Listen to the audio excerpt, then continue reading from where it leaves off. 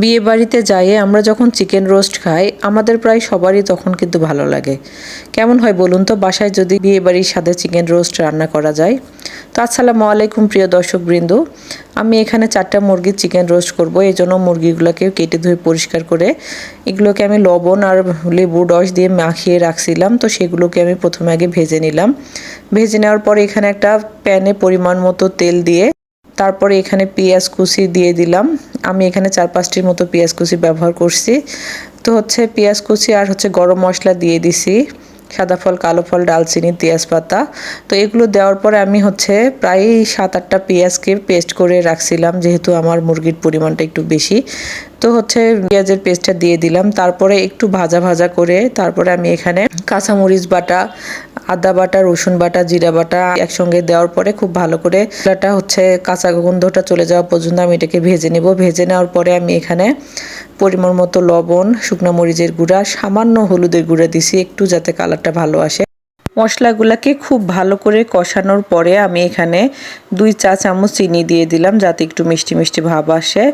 তারপরে আমি এখানে রোস্টের মশলা নিয়েছিলাম, তো সেই পুরো মশলাটা আমি এখানে দিয়ে দিলাম। এটা অপশনাল, দিলে খুব ভালো টেস্ট আসে।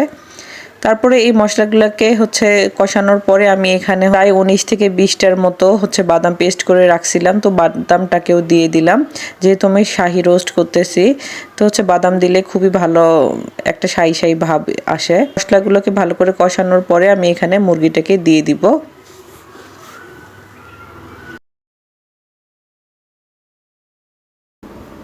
তো আমার মশলার সঙ্গে কষানো হয়ে গেছে, এই পর্যায়ে আমি দুধ দিয়ে দিচ্ছি। এখানে আমি 2 কাপ দুধ ব্যবহার করছি।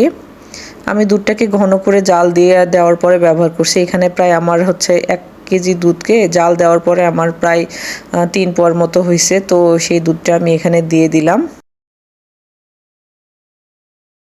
তো আমি 10 মিনিট পরে একটু ঢাকনা খুলে দেখতেছিলাম যে কি অবস্থা। তো আর একটু নাড়াচাড়া করে দেওয়ার পরে আমি এখানে ঢেকে আবার রান্না করব।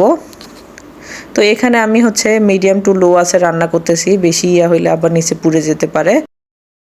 তো আমি আবার একটু ঢাকনা খুলে দেখতেছি যে আমার রোস্টের কি অবস্থা। তো এই পর্যায়ে আমার দুধটা দিয়েছিলাম, তো দুধটা সম্পূর্ণই শুকিয়ে যাওয়ার মতো হয়েছে। তো এখানে আমি যেগুলো দেখতে পাচ্ছেন এগুলো সম্পূর্ণটাই তেল। তো আমি এই তেলে ভালো করে রোস্টটাকে ভেজে নিব।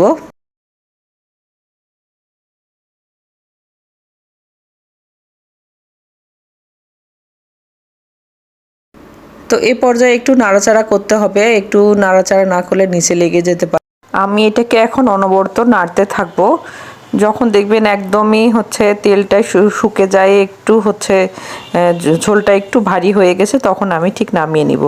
তো এ পর্যায়ে আসলে আমার রোস্টটা একদমই রেডি হয়ে গেছে।